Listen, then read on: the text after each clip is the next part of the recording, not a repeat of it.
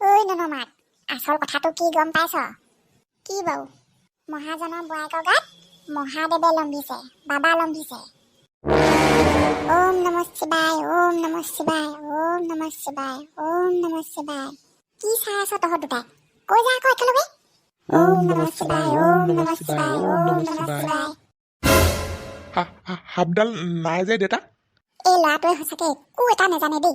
সাপ বুলি নকবি, বাবা বুলি ক। বাবা কেলে অথনি বাবা আহোঁতে কৈ থৈ যোৱা নাছিলে নি? যদিহে মহাদেৱে লম্ভাটো সত্য হয় তেতিয়াহ'লে কিবা এটা নহয় কিবা এটা মহিমা দেখুৱাব বুলি। এয়াই আছিলে মহিমা, অলৌকিক মহিমা। দেখিলি? ব'ল এতিয়া বাহিৰলৈ গৈ সোনকালে বাবালৈ ফোন লগা। ব'লা ব'লা ব'লা, আকৈ লাগিলে যে গোটেইজনী। হেই, এইবোৰ কি মহিমা দেখুৱাইছে বাৰু বাবাই? কি হ'বগে বাৰু মোৰ বোৱাৰীজনী? এতিয়া সেইবোৰ বুজাই থকা সময় নহয়, বাহিৰলৈ ব'লা। বেছিকেই ভয় খোৱালো নি বাৰু?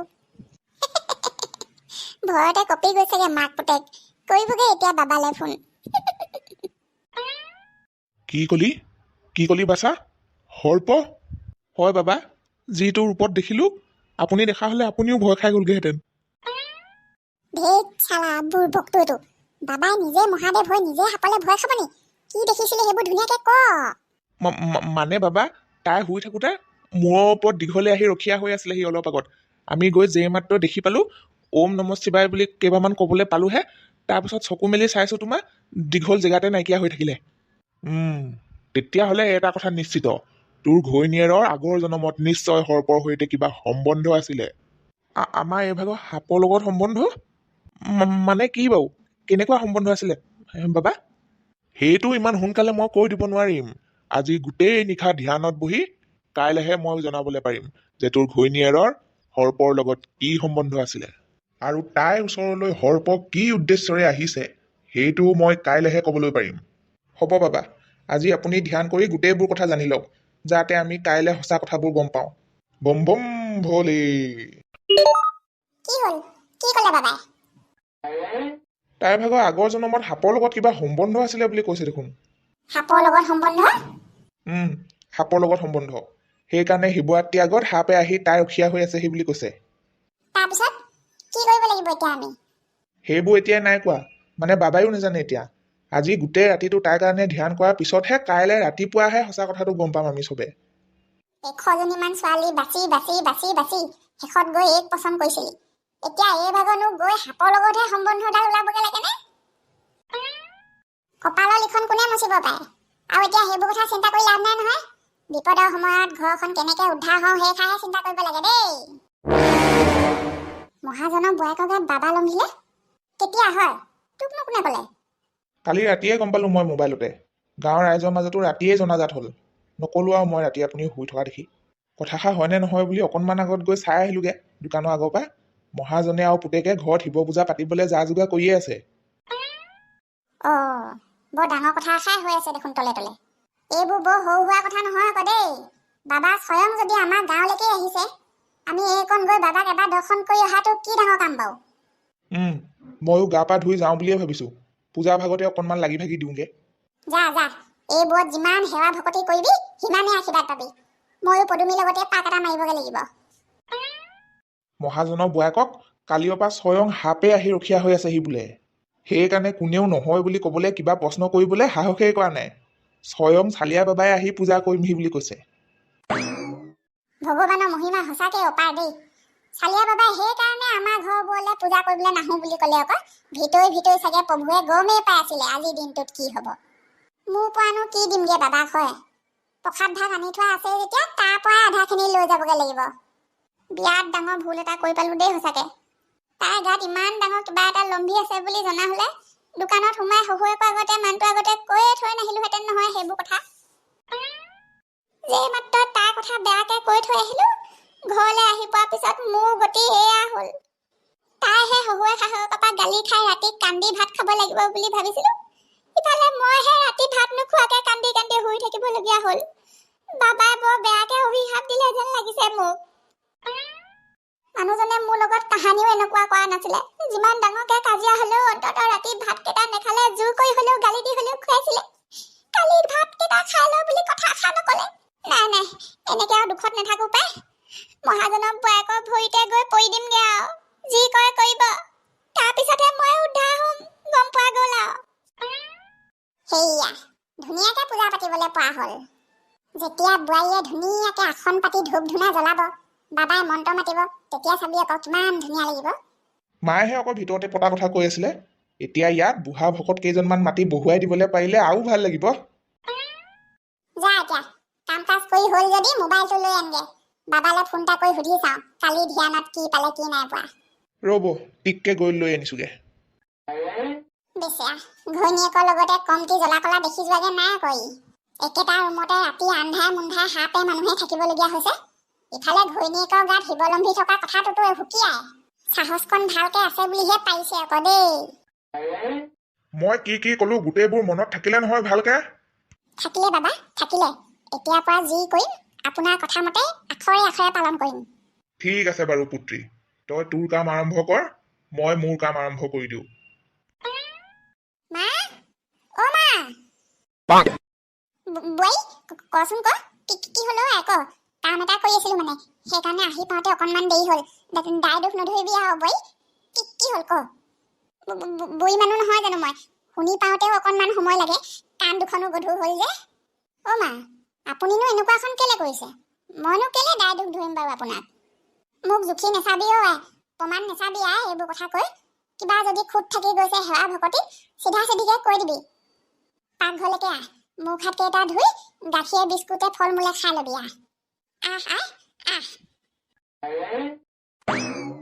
চালিয়া বাবাই কোৱা মতে চব ঠিকেই গৈ আছে এতিয়ালৈকে হেল্ল' ঐ বাই ক কি ক তই নাই পোৱাহি যে এতিয়ালৈকে 8টা বাজি গ'লগে উঠিছোহে এতিয়া মই আৰু যাবলৈ নালাগে বুলি কৈ এতিয়া নিজে ফোন কৰি মাতিছ যে নে এনেই অকল মাতি দেখুৱাইছ আজি তই নাহিব লাগিলেহে কথা বেয়া হ'ব আকৌ আমাৰ ইয়াত কি হৈছে আজি জান নাই ডাঙৰ কথা এটা হৈছে নহয় কি মহাজনৰ ডাঙৰজনী বোৱায়েকৰ গাত শিৱলম্ভিছে কি আজি যদি তই আহ বেলেগ মন্দিৰলৈ যাবই নালাগে ডাইৰেক্ট ভগৱানকে মুখৰ আগত পাবি সেইকাৰণে মাতিছো আকৌ সোনকালে আহ আমি ৰাতিপুৱা 4টা বজাতে উঠি ঘৰ দুৱাৰ পৰিষ্কাৰ কৰি লেপি পুচি এতিয়া হাঁহৰ গঁৰাল চফা কৰি গঁৰালতো পানী ছটিয়াই আছো আহ দেই যিমান সোনকালে পাওঁ মই আগলি পাত দুখিলামান কাটি লওঁগে তামোল পাণো যোগাৰ কৰি থৈ দিম তই আহি মাত্ৰ যাবহে লাগে ভগৱানে এবাৰ মূৰতে হাগিলে ঐ মূৰতে হাগিলে বেলেগে যি বিচাওক যি নিবিচাওক আজি ভনীক তাইৰ ওচৰলৈ নি ভালকে আঁঠু কঢ়াই সেৱা লোৱাব লাগিব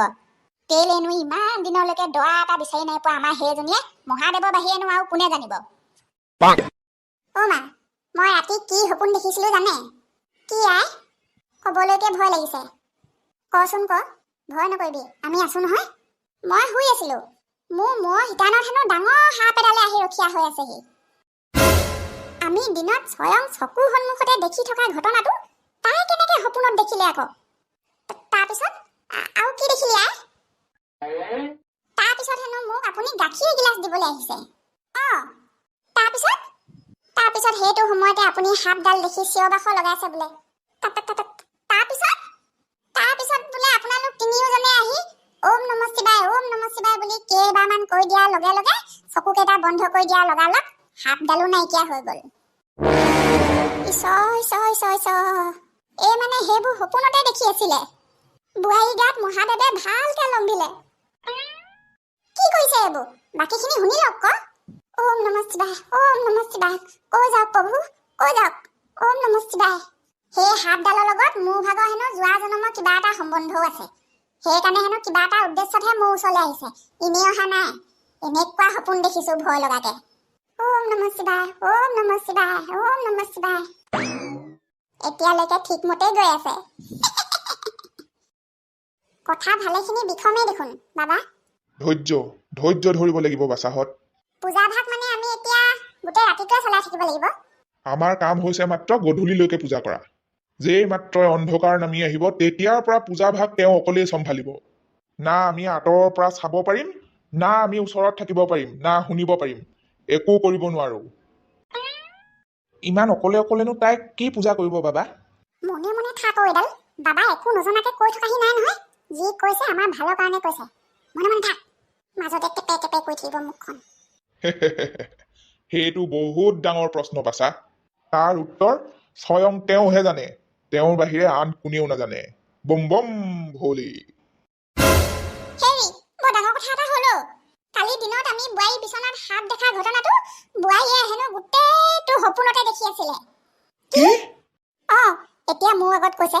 আৰু যে বাবাই কৈছিলে সাপৰ লগত তাৰ ভাগৰ যোৱা জনমত কিবা এটা সম্বন্ধ আছিলে বুলি, সেই খাও হেনো তাই সপোনত দেখিছে। বাবা কি কৰো এতিয়া? কৰিবলৈ আৰু কি আছে, যিমান পাৰি সোনকালে পূজা ভাগ আৰম্ভ কৰিব লাগে। বম বম ভোলে।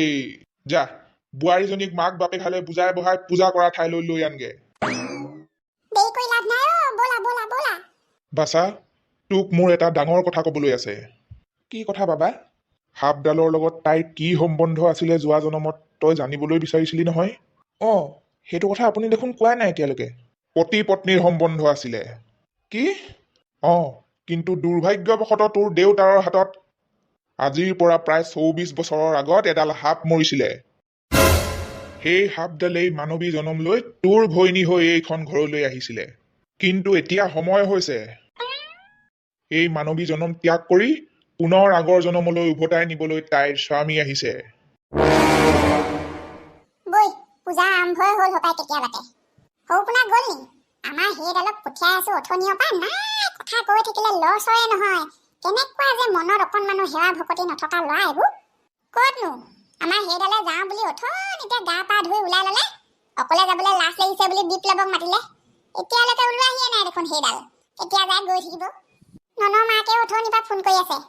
আমাৰ লগতে যাম বুলিয়ে ৰখি আছে হপাই। বৈ বৈ, কোন যায় কোন নাযায় লগ ধৰি লগে। ওম নমঃ শিৱায়। এনেকুৱা এটা দিন আহিব বুলি মই সপোনতো ভবা নাছিলো। চালিয়া বাবাই আজি এইবোৰ কি কথা ক'লে বাৰু? যদি তাইক মই যোৱা জনমৰ গিৰিয়েকৰ লগত পঠিয়াই নিদিওঁ, তেতিয়াহ'লে বোলে মা দেউতা দুয়োকে সাপে খুটি মাৰিব। মই কেনেকে সহ্য কৰিম সেইটো কথা প্ৰভু। কাক এৰো কাক ধৰো মই? তাতকৈ মোকে মাৰি নিয়া হ'লে ভাল আছিলে দেখোন প্ৰভু। ওম নমঃ শিৱায়। বাবাৰ আশীৰ্বাদ ল'বলৈ বিচৰাসকলে এতিয়াই লৈ লওক। ৰাতিলৈকে কিন্তু কোনেও বাট চাবলৈ নোৱাৰিব। সেয়া একেবাৰে জোখৰ সময়তে পাইছোহি। আশীৰ্বাদ ল'বলৈ মাতি আছে। বৈ বৈ। হে প্ৰভু ৰক্ষা কৰিবা। অজানিতে বোৱাৰীজনীক ভালেখিনি অন্যায় কৰি পালো। আজি যাতে মোক দেখাৰ লগে লগে কুকুৰ খেদন নিদিয়ে ঐ কি বাপেকৰ মূৰটোত তাকে ৰখি আছ? আহিবলৈ পোৱা নাই নি? আশীৰ্বাদ ল'বলৈ মাতি আছে বাবাই। গৈছো গৈছো। আমাৰ গাঁৱত বাবাই বহুত দিনৰ মূৰত দেখা দিছে আকৌ ন? শেষৰবাৰ কাৰণে আমাৰ চালিয়া বাবা গালে যি আহিছিলে আৰু। মানুহবোৰ যিমানে অধৰ্মী অগৰুৱা হৈছে, মইতো আমাৰ গাঁৱত কাহানিও এইবোৰ আৰু দেখা নিদিব বুলিয়ে ভাবিছিলো। তহঁত দুজনীয়ে কপাল ভাল, বেলেগো নহয়, স্বয়ং বাবাই দেখা দিছেহি শিৱৰাত্ৰিৰ দিনা। এইবাৰ দুজনীয়ে মনৰ পচন্দ মতে দৰা এটা খুজি লবি। তাৰপিছত চাবি এইবাৰ তহঁতৰ বিয়া হবই হব। মই কি কাৰণে আহিছো বেচেৰীজনীয়ে খবৰে নাই। হক নহক আশীৰ্বাদটো লৈ প্ৰসাদতহে ধৰিমগে আৰু। তাই মানে আৰু কেইটামান ঘণ্টাহে মোৰ লগত থাকিব। তাৰ পাছত তাই গুচি যাব বাবা। গুচি যাব। এতিয়া সকলোবোৰ তোৰ ওপৰত নিৰ্ভৰ। তই মা দেউতাৰ জীৱন ৰক্ষা কৰ নে ঘৈণীয়েৰৰ জীৱন ৰক্ষা কৰ, সেয়া মাত্ৰ তোৰ ওপৰত নিৰ্ভৰ। মইতো চবকে মোৰ ওচৰত বিচাৰো বাবা। ভুল ভুল সিদ্ধান্ত। যদি সকলোকে বিচাৰ তেন্তে কিন্তু সকলোকে হেৰুৱাব লাগিব, মনত থবি। মই এতিয়া কি কৰো বাবা, আপুনিয়ে কওকচোন। মা আৰু দেউতাৰ দুটাকৈ জীৱন নে ঘৈণীয়েৰৰ এটা জীৱন বচাও, সেয়া তোৰ লগত কথা। আহিছো বাচা, সিদ্ধান্ত ভাবি চিন্তি লবি। মা দেউতাক এইবোৰ কথা কলে সাপে খুটা আগতে নিজে বিষ খাই মৰিব। হলেও মোৰ সংসাৰখন বচাবলৈ চেষ্টা কৰিব। যি হৈ আছে হৈ থাকিবলৈ দিওঁ। মা দেউতাক এতিয়া এইবোৰ কথা নকওঁ। ৰাতি তাই পূজা ভাগটো কৰি লওকচোন, যি হয় দেখা যাব। যদি আমাৰ লগত থাকিবলৈ তাইৰ কপালত আছে তেতিয়াহ'লে থাকিব, বাকীখিনি ভগৱানৰ ওপৰত নিৰ্ভৰ।